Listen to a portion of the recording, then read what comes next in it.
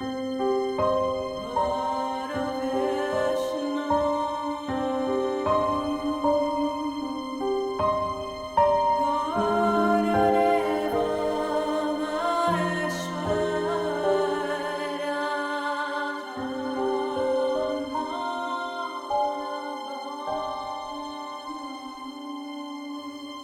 there's a beautiful golden bonfire blazing forth from the center of the circle, lighting us and the grove up with a sacred golden light. We allow that light to dissolve everything that is unlike perfect love, perfect trust, and relaxation. We dedicate this time that we spend together to our own becoming, to our magic, and we are grateful for any teachers, angels, guides, spirits that are here helping us along the way, and we are grateful for the presence of each other. Together we say, blessed be. All right. Does anybody have any questions about last week that they'd like to ask before we start with this week?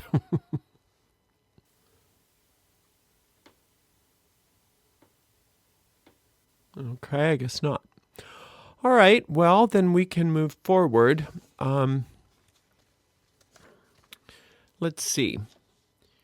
So I'm sure that very few, if any of you, have actually done your attracting spell since the dark moon was just on Friday. So that's probably going to be the bulk of your homework for this week, is doing that. I have included some other homework for you, but most of it's optional, depending on what kind of time you have available, because I'd like for you to get some kind of spell work done this week using that attraction spell. And we're going to talk a little bit more today about how you can even enhance that spell work some more. And next week we will also be going into some more ideas about how to do spells. But for this first spell, I'd like for you to focus most of your energy on just that basic planetary attraction spell. And then there's some stuff today that you can add to it if you desire, but it's not necessary. So a lot of that homework is optional. All right, so obviously one of the most important aspects of doing any kind of magical work and affecting change, especially practical magic, is the ability to visualize. And a lot of people have some tension around the visualization process. They're afraid that they can't do it well enough, or that they can't visualize and things like that. So part of that is just that everybody approaches things a little differently. So when I say visualize, there's many levels to it. On one level, just the same way that if you were listening to a story being told to you, what your mind is doing, that's visualization. So that in and of itself, just allowing yourself to imagine a scene, is all that's necessary. But on another level, it's important to be able to keep building your visualization capacity. And so just like it's sort of like daydreaming in a way, except for it's more focused and more disciplined. That was a question. Is it like daydreaming? It is akin to daydreaming, but it's much more focused. It's much more purposeful, and you're not allowing with daydreaming, you're allowing the images to come and go at their will. You're allowing your mind to wander. With magic, you are doing the opposite. You are focusing your mind onto a particular image and not allowing it to wander much. And when it does, you just gently bring it back to your visualization. The mind will wander. So if you notice that happening, it's normal. Everybody's mind, that's just the nature of our minds. But when you notice that your mind is wandering off of your focus, then you gently bring it back into focus. That's a big difference between daydreaming and the visualization we use for magic. All of this takes practice.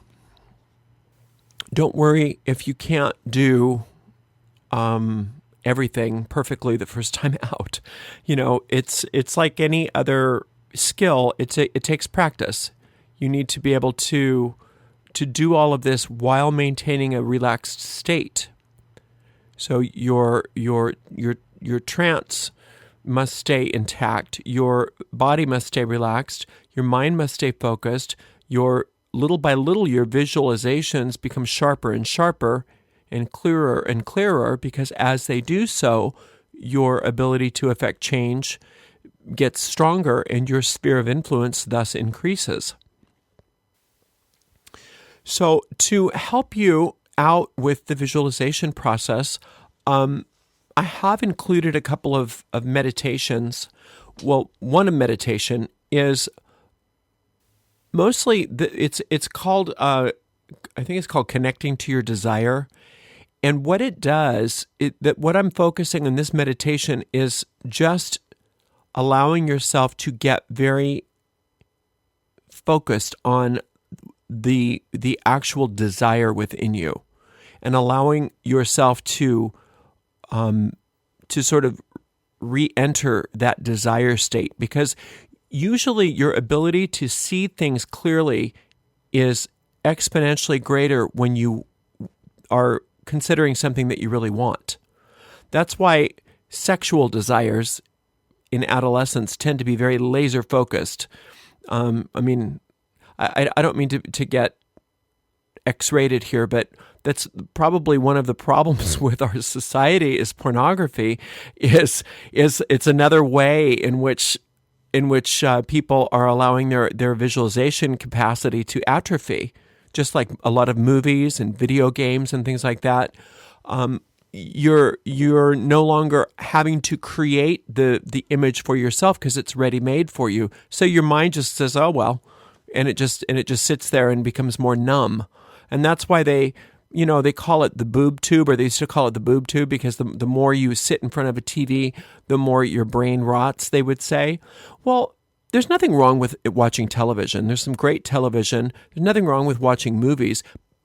But you want to be able to back that up with actually using your imagination. That's why reading books is always a good thing.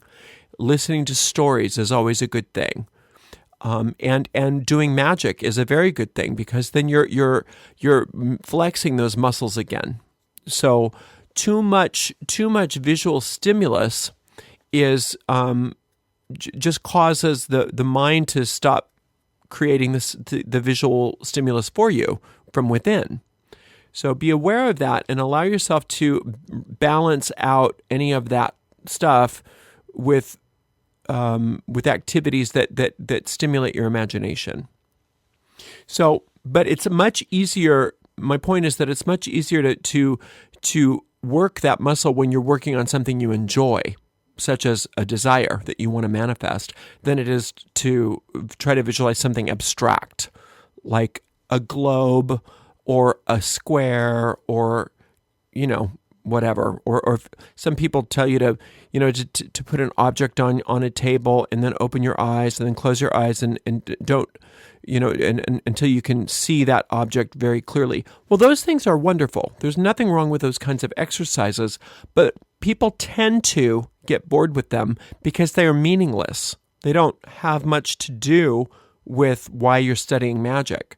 So you may as well start right out with what you want because you'll get there faster. However, magic has always used props and tools as a method by which to have the visualization process enhanced. And we're going to work on one little piece of that today. And there's going to be more of this next week. So I have a tool that I've used called a spell board, B-O-A-R-D, and spell boards are great. And when I do a spell board, I'm sure there's other names for it, but that's what I've always called it. I know that a lot of the new agey people do things like vision boards and treasure maps, and they are similar, but there are some real differences too. I have a feeling that the treasure map and the vision board thing was kind of co-opted by older practices, because we've been doing this kind of thing for a long time, even back to the cave paintings. So, to do a spell board, what you're going to want to do is get some real basic art supplies. Construction paper is a good idea. Just get a collection of, just get a little packet of construction paper. It's not very expensive. Or colored paper, any kind of colored paper, but a little bit heavier stock would be good. It's good to be able to have some basic planetary colors in there. Now, again, we're not dealing with the auric colors necessarily. You don't have to be limited to the auric colors. You can start using some of the other colors that are listed in your color correspondences. So,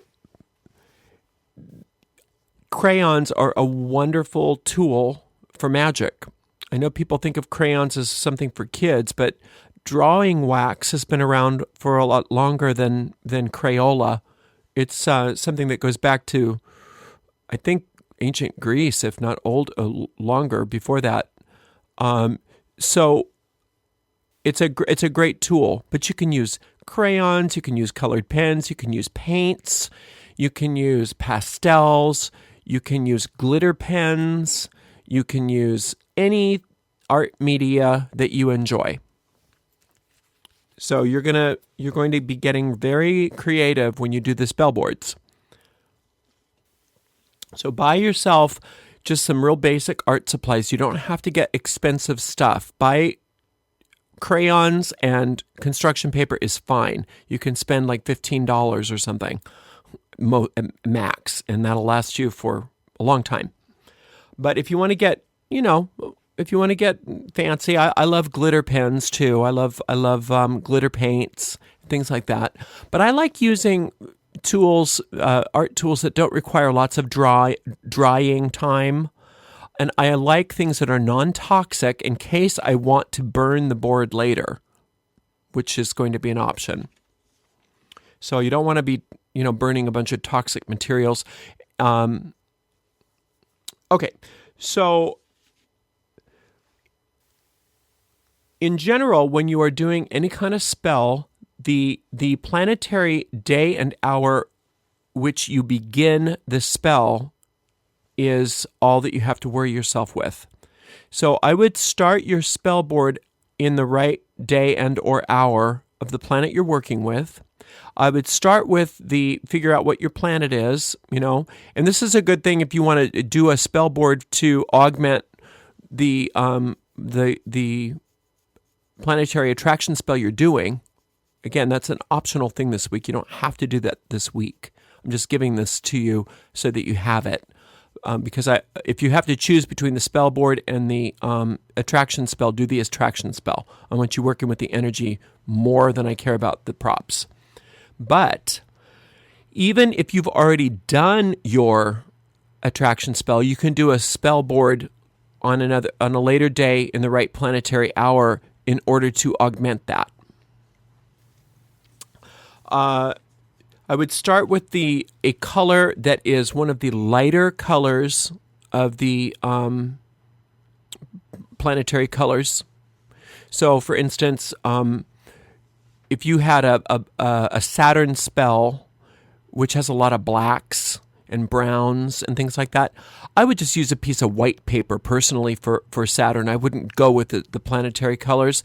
But you could do a black board and then do lighter color symbols on top of it that we're going to deal with. But I find it works better for Saturn to start with just a plain white board and then put the blacks and the browns and the grays and and the indigos and the violets on top of that.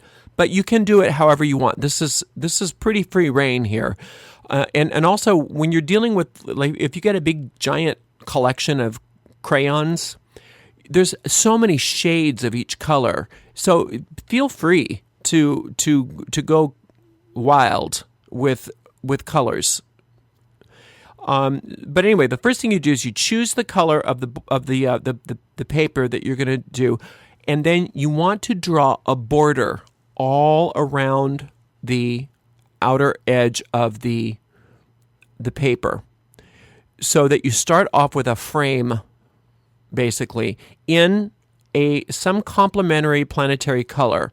It's a good idea to stick within the planetary color schemes. Although if you do something that just looks pretty to you, that's fine too. As long as the bulk of your colors are within the planetary scheme, you can use other colors. Feel free. It's not gonna be a problem. So if I was going to do a sun spell, say I started with a golden color, like a goldenrod kind of color paper, I might take one of those glitter pens and do gold glitter, and I might just do just a plain border all the way around the outer edge of my page.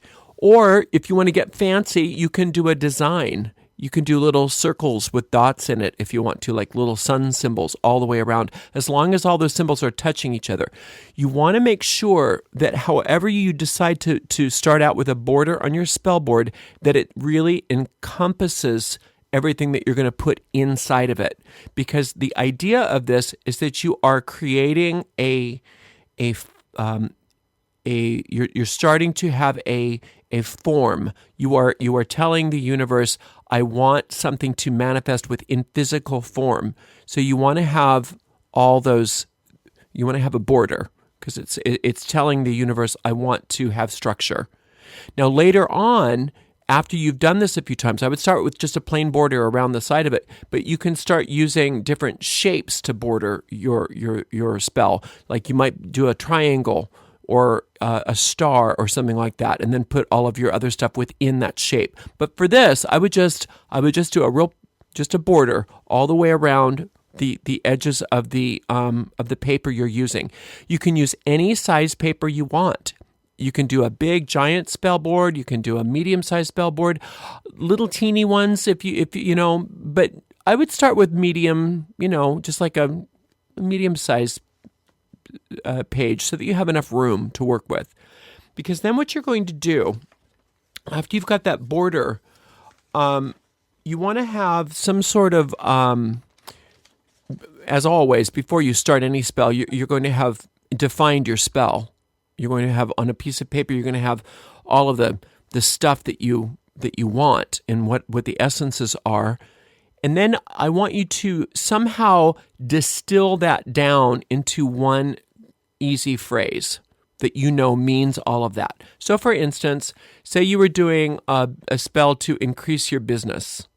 And in your list of things on a piece of paper, it says, I want to have my business increase by 20% this year, and I want it to come easily, and blah blah blah blah blah. You have all, and what what this is going to do for me is going to enable me to pay off some old debts, and you've got a lot of detail on those paper on your regular sheet of paper where you're writing all of that down. But you want to condense it into something simple like, my business increases by 20% this year. Just real clear. Because what you're going to do, you'll notice that in one of the handouts you have is, if you don't already have it, it's pretty common, but if you don't have it, there is the Theban script, or the witch's alphabet has been included in the handouts this week. And you're going to, first thing is somewhere within the border, as prettily as you can, you're going to write in Theban script the thing that you are bringing. And then somewhere on within that, preferably toward the top of the page, but still within the border, you're going to put a nice sized, clear planetary symbol of the planet you're working with. And those planetary symbols have also been included in your handout. Again, you're using color. You're using the planetary colors. So I might do a big orange sun symbol, or I might do I might do that as the gold glitter paint, or I might do orange glitter paint on that. And then maybe with the runes, I might use a crayon that's a real deep gold color, or a burnt orange color, so that there's a little contrast between the paper and the writing. So you want to be able to have enough contrast with the symbols in the paper so that you can actually see everything. And then what you want to do is you want to have some sort of image of what you're bringing into your life. So you can draw a picture, you can have a symbol of it, or you can just get, this is where it sounds a lot like a vision board, is just get a picture of it. So if you're trying to get a car, a picture of the exact car you're trying that you are manifesting, it would be a good one. But make sure it's a color picture, not a black and white picture, because you'll put that on there. And maybe if you have any other pictures or symbols that are meaningful to you, so you might want to put a little pictures of cash or something like that to symbolize the fact that it's easy to pay for the car or whatever. So you have to let your imagination run wild, but don't overcrowd your spell board. You don't want to have crowded bunches of pictures in there. A couple, one is fine, or 1, 2, and 3 maybe, and then your Theban script and your symbol of the planet and the border. Okay, so you've got a real clear vision of what you're trying to manifest. Plus, it's defined, and you've used the Theban script, which really helps you to focus your intent, because you have to think about it one letter at a time when you're writing that in there, and you're clearly dedicating and consecrating this board to the planetary energy by virtue of the fact that you put the symbol on there and that you're using the proper colors. So it's not a complicated thing. It should be a fun thing. I like the boards to have a little structure to them. So if you're using paper, you might consider just getting a glue stick or something like that and plopping it onto a piece of poster board or cardboard, so that there's some substance to it. Or you could use color poster board if you want to begin with. It doesn't have to be, a work of art. Nobody's going to see it, but it should be, when you look at it, it should feel magical. It should feel creative. It should look colorful as per the planet you're using. It should be it should be inviting to you. It should get your own magical juices flowing. That it's like, oh wow, I'm really manifesting a job, or I'm really manifesting a car. This is real. I'm really doing this. And then what you do is you just sit down with it at your altar, either after you've done your attraction, you can do it, or like I said, as a follow-up to that attraction, however you want to do it. It's good to do them both together, I think, because then you got a double whammy. But you just sit there and look at it. You just sit there and look at it. And you do that every day until you feel like it's clicked and it's enough. And then you just put it away until the next new moon. So I don't do these spell boards for waning moon. I only do them for waxing moon things. And then during the waning moon, I just put them away. And then at the next new moon, any spell boards I've worked with that month, I dispose of them. And you can burn them. There's nothing wrong with that, but you don't have to, because that's a lot of paper. So if you don't have like a big fireplace or a barbecue to burn it in, I wouldn't burn it in the house, because it's too much smoke. But you can just, when you're done with the spell board, you just bless it and you tell it that you know that it's come to fruition, and it's real, and that therefore you no longer need this piece of paper, because this piece of paper has done its function. And you just toss it. You just throw it away. Like anything else that you've loved, that you've used, that you're finished with. You can have like a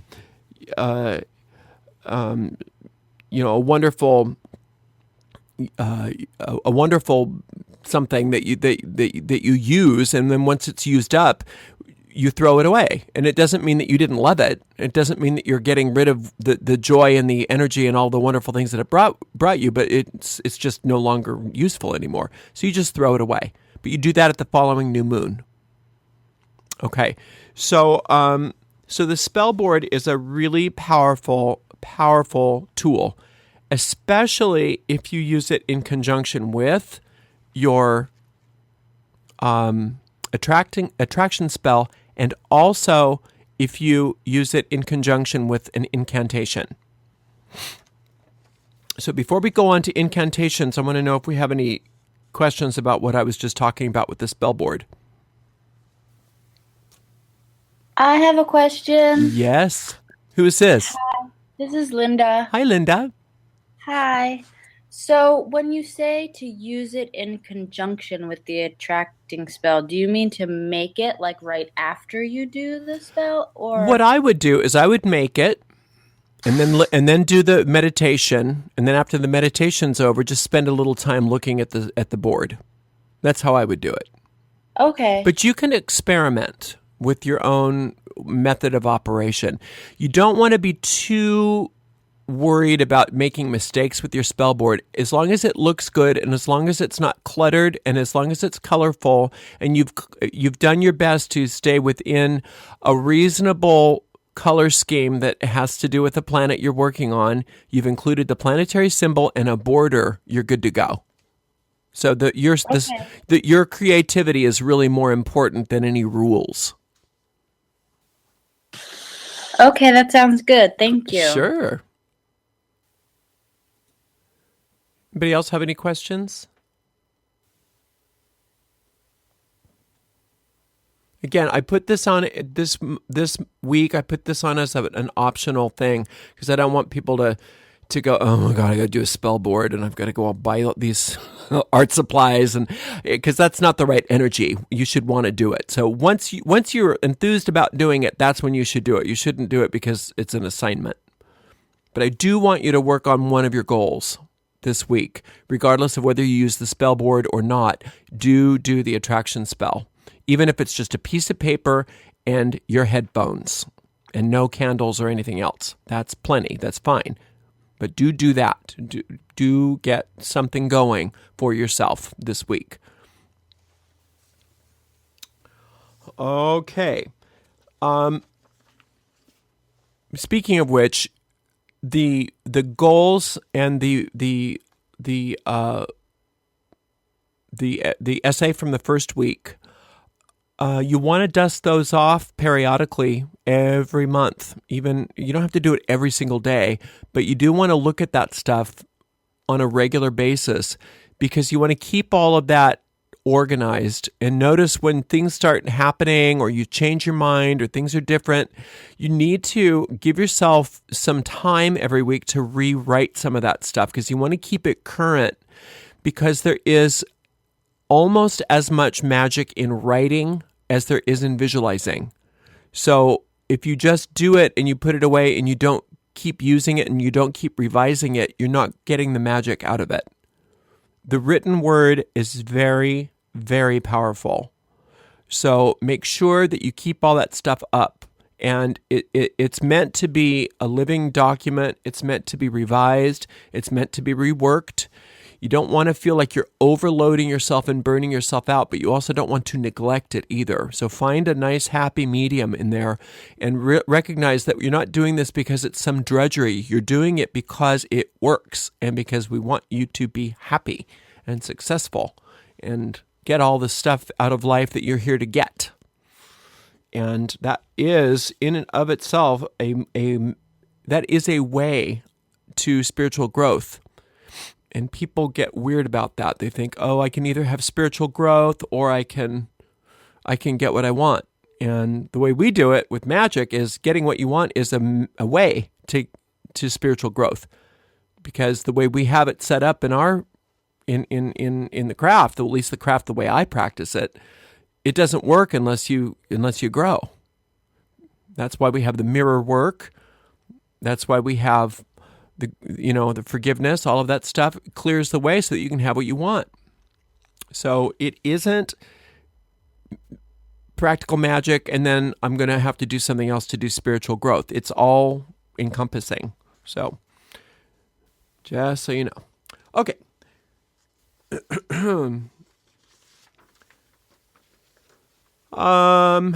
Okay, on that spell board, just to reiterate, if it looks cluttered, then you're asking for cluttered results. So you want it to be enough in there to get to be clear about what you want, but not, you don't want to put everything in except the kitchen sink in there, because you want your spell to have room to breathe. And the same goes with colors. You want it to be colorful. You don't want it to be drab. You don't want to just put it in pencil on a piece of white paper and with a little stick figure of you getting something, because you're going to get drab results.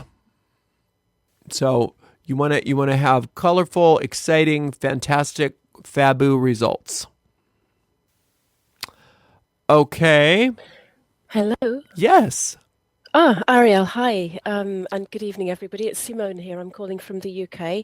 Hi. I just wanted to give you some feedback and to pick up on what you just said about revisiting what we did in the first week, because I'm getting the most amazing results from the things that you're teaching us, and it's yeah. I don't want to say it's shocked me, because that sounds negative, but to give you some example, you said to visualize something and then work on things that are within our sphere of influence to a level maybe 7 or 8. But there was something that I particularly wanted that I would say was level 10, but my sphere of influence was 1 or even less. It just seemed too big for me to contemplate. But I really felt strongly about it and that it was my life path. So I did some work on it and I wrote it down and did everything as you said. And within the next 3 to 4 days, I had several phone calls from people that suddenly and completely out of the blue made it start looking like more of a possibility. So it's gone from a level 1 in my sphere of influence to, I would say, a level 7, pushing 8. So that was really exciting, and it's great to hear that. That's magnificent. We can build on it. And then this week just gone, the same sort of thing has happened in perhaps more of an extreme way, where the banishing spell, I wanted to work with Saturn and banish some adverse financial situations that I've been struggling with for 2 years. And again, it seemed totally beyond my sphere of influence. I would say a level 3. And I did the work last Saturday, and it was to do with my credit rating, which was really limiting me because they said I had a bad financial record. And then I did the work with Saturn on Saturday, and on Monday, the week just gone, I had a letter from the bank saying, "We're really sorry, we made a mistake 2 years ago on your financial records. We got everything completely wrong. Here's some financial compensation by way of an apology, and we're amending your records because actually it should be excellent, not fair." And so that's all been completely changed now, which has totally changed my situation. Isn't that wonderful? So thank you very much. I just wanted to give you some feedback so that you know that, my goodness me, this is really working already. That's so just exciting. Wonderful. So I'm so happy to hear that. Much. Oh, great. That just makes me so happy. The thing about that too is that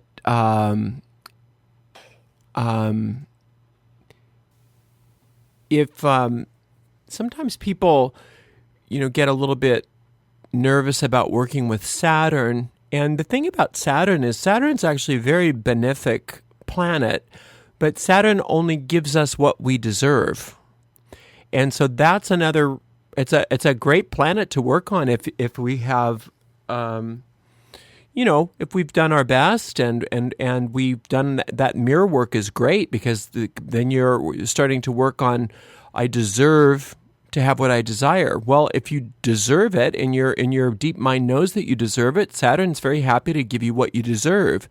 But if your deep mind is saying, I don't deserve to have anything work out for me, Saturn's kind of a tough planet to work with, because he'll give you what what you do deserve then. So it's kind of sad that people shy away from working with Saturn, because they think he's kind of a difficult planet to work with. But actually, like you said, when you get down to it, you can get some pretty amazing results when you are working with things like debts and credit ratings and old standing, resentments and real estate problems and all that kind of stuff. Saturn's very, very eager to help us. So that's just wonderful. I'm so happy. So happy to hear all of that. I'm sure everybody's starting to get some great results too, and we love to hear about it when you want to share that. So thank you so much, Simone. Okay, so what I was going to say is, so don't allow yourself to have drab results. So use color on your spell board. Use color in your spells. Let your life be colorful. And also, when you are working with a spell or not, use the planetary colors in your wardrobe. If you're needing to bring in more of whether or not you're working on a spell, if you're needing to bring more, Mercury energy in, wear Mercury colors. If you're needing to bring more Jupiter in, wear those purples. Wear the royal blues. If you're wanting to bring more Saturn in, wear the blacks and the browns and the indigo and that vibrant violet color. The real serious colors Saturn has, but he's wonderful, for that. And notice, if you really got to get serious about something, if you wear all black, you can really focus. You can really get down to business. If you want to bring in all that Venus energy, wear the greens and the pinks and the corals and all those beautiful, Venus colors. Even the yellow. Venus sometimes the grain colored yellow. That's a great Venus color. People don't think about yellows for Venus, but Venus is great for that. We're going to talk more about some of that next week too. About there's just so much to do with spells. We're only going to scratch the surface. Hopefully, we'll do some more modules on all this stuff. Okay. So, for any other questions about the spell boards or anything else from last week or first week, second week, can't believe that we're we're past the halfway mark here. 2 more classes after today, and we're going to be done with this first module. Learning a lot, I hope. Okay, so we're going to work on, I do want everybody to write an incantation. You've got to get used to writing your own incantations. They do not have to rhyme, and they do not have to be in rhythm. It can be prose or affirmation. That's fine. But remember the old axiom that spells done in rhyme work 9 times 9. And even though that's not a perfect rhyme, it is an imperfect rhyme, and you can have your spells have imperfect rhymes. Oh, thank you, Hannah, and I'm very happy that you're here in class. So get yourself. You don't have to buy this. You can. This is all available online unless you want to buy it.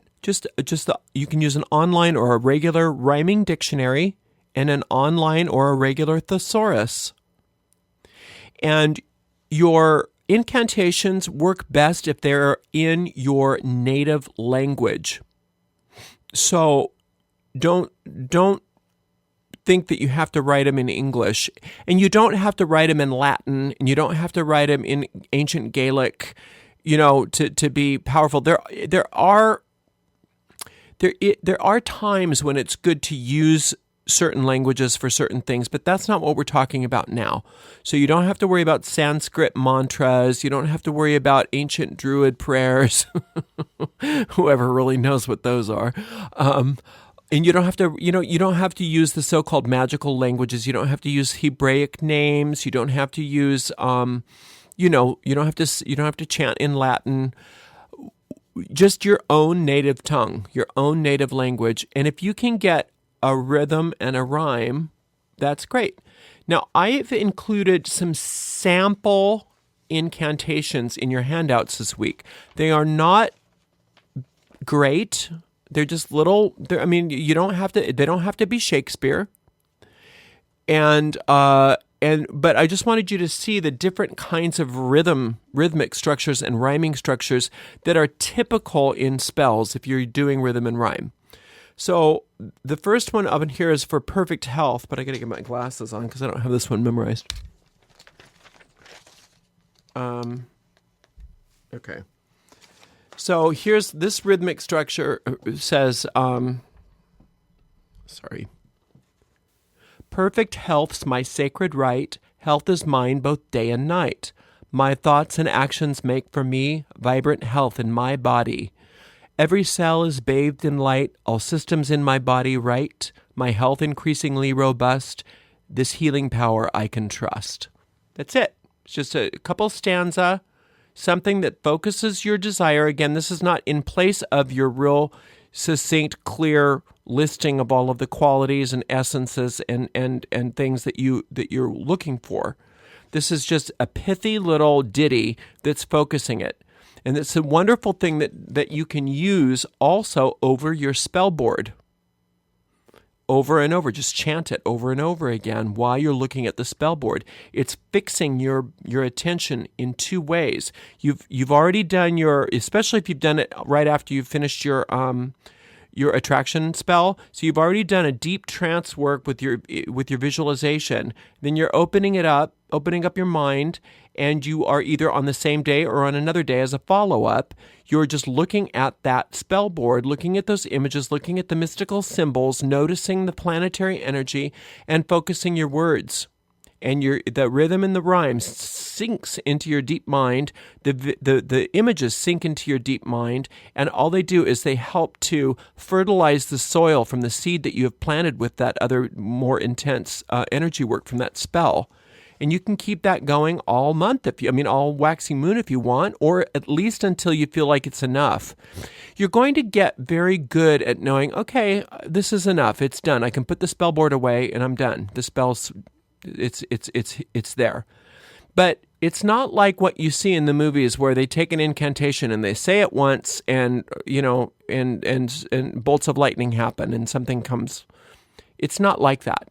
It's more, sometimes you have to work with a chant or an affirmation for an extended period of time over many days to have anything worthwhile happening. So try to do it out loud if possible, and also use the chant when you're going around about your business. If you get some sort of doubt or fear or anxiety about the situation that you're doing the spell on, to refocus your mind back into having a positive expectation.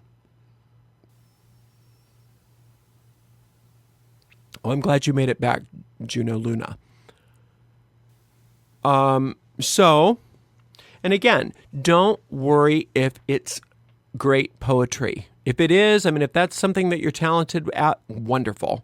But most of us that write most of us write our own spells, and they are not, going to win any awards, and that's okay. They don't need to. Another rhythmic structure.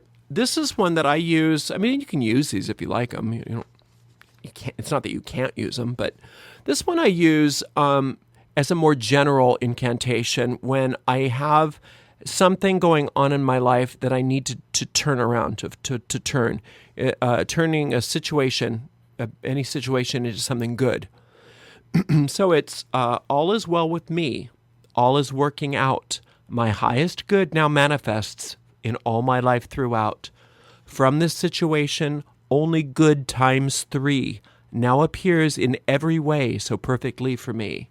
And I just have that committed to memory, and I can put it on a loop. If I'm having some difficult situation coming up, I just chant my way through it, chant my way out of it. I don't accept that situation as being a reality for me, and I flip it around. I flip it around into what I do want. Here's one for financial increase. A little bit of a different rhythmic structure here. I give thanks that I am rich and well and happy too. My affairs are now aligned with all that's good and true. Financial wealth and riches grow, increasing every day. All my wealth and fortune brings only good my way. So that's a good one. I have a ton of these. I mean, I have books of these that I've written, so I can look them up and just, find a good spell, find a good chant. Love and romance. I draw love and romance in. My perfect mate arrives. I accept the love we have, enriching both our lives. I deserve the love, romance, and all the joyful bliss, the passion of each day and night aroused by true love's kiss. So that's basically how that works. So use your incantations in conjunction with your spell. It's a great thing to do over your spell board, and just sit there for a while. Have some good candlelight. If you need to turn the lights up a little bit, if you don't have your incantation memorized, so you can read it, or a decent reading somehow, light for reading. But just let the juices flow of all of that wonderful attraction you did with that cone of power. And even if you don't repeat that cone of power every day, which you can, it's wonderfully powerful to do, you can follow it up with these other kinds of tools. And you can even use the spellboard and incantation on its own without the attracting thing too. I mean, you can do that. But this week I would love for you to go for the gusto with the attraction spell, that deep trance work. Okay, any questions so far on anything we've talked about?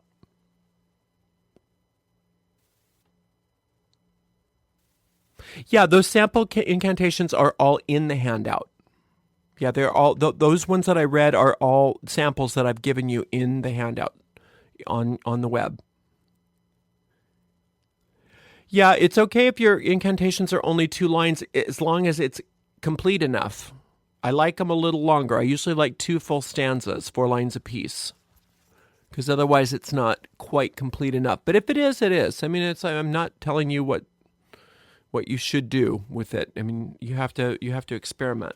But I find for me, I need at least 2 stanzas and 4 lines apiece to have enough completion with my vision.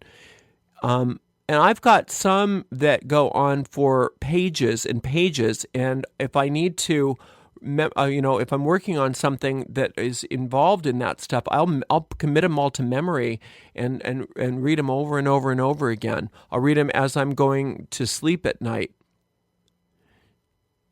So, as long as you're getting results, it works. If you're not getting real specific, clear, amazing results, then try something else. Results are your proof. It always cracks me up when I see these people teaching magic that can't pay their bills, or that are always having some kind of health problem that's not that should be fixable. I mean, not everybody. I mean, there's some health problems that are what we came into this world with, and that's okay if it's part of your lesson. But there's a lot of times these people that seem to know some good theory, and they talk a lot about what to do. But if you look at their lives, it's like, I don't really want to use anything that you're giving me because it's not working for you. So,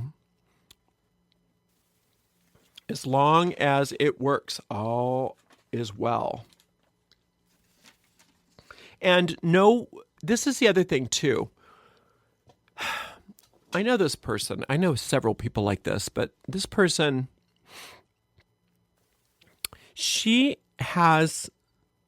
her life is in constant chaos. is always trying to make ends meet, is always trying to, it seems like she's always, like just 3 steps behind her life all the time. Always spinning her wheels. Nothing ever works for her. And she is so involved in magic. And I look at her, and this is how she operates. She goes to every class. She reads every book. She goes to all these different meetings. And I don't think she does anything. I think she collects magic stuff. I think she's got all the tools. I think she's got all the books. She's got 17 different systems in her head at all times, and she never actually puts any of it to work. Because what happens is if you have,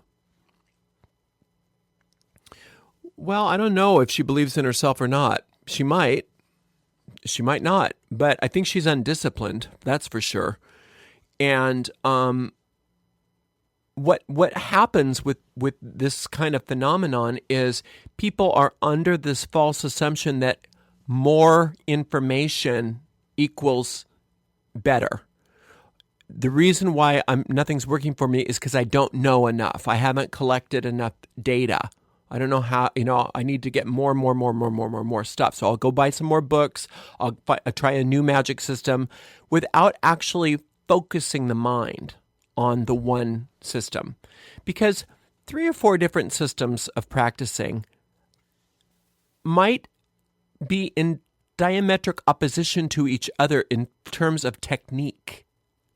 So, they use different directions, different elements for the directions. They might use different elements for the point of the pentagram. They might use different correspondences for the planets. They might use all kinds of different varying things that are not easily synthesized with one another. But each of them on their own is absolutely effective, can be extremely powerful. My recommendation to her and to all of you is to find something that seems to work and work it for a while before you start to try to mix and match different systems too much. And before you go out and find another book and another this and another that. Because intellectual knowledge and hoarding of knowledge in your intellect is not the same thing as making magic work. Some of the people that are the most effective at magic are very illiterate when it comes to the Western occult tradition. All they know is what they were taught. All they know is what is the stuff that their circle does or their teachers showed them. And they don't know any of the vast theories and all of the history. And there's nothing wrong with knowing all of that. I'm not saying that it's wrong or bad. It's fine, but it won't make you better at magic. Because if it did, then all of these magic geeks would be successful with everything that they want to do. But that's not usually the case. Usually the case is the people that either don't bother with learning everything that's out there, or the ones that find it interesting to study it, but find a way to focus their mind on one system at a time, are the ones that tend to get best results. Because one system is not better than another. I don't care what anybody says. It just isn't.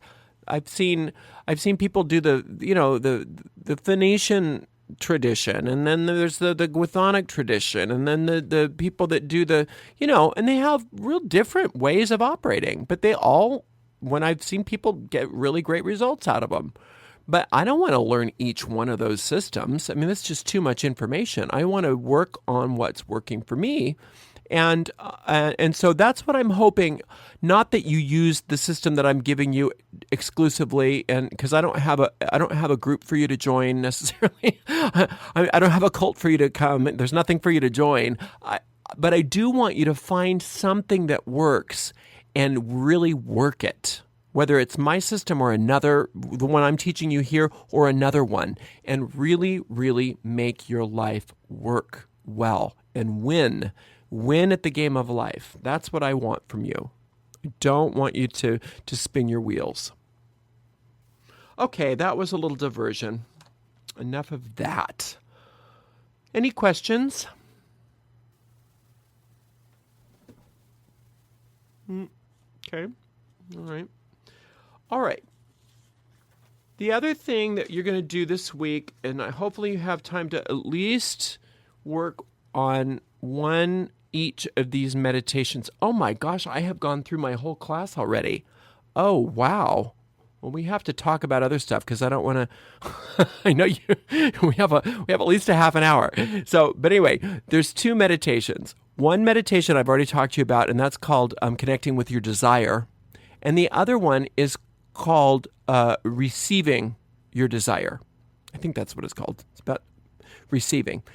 One of the things that we have to get good at when we do magic is being receptive to the manifestation when it comes. Being open and receptive to the change that is required in our lives to have it be.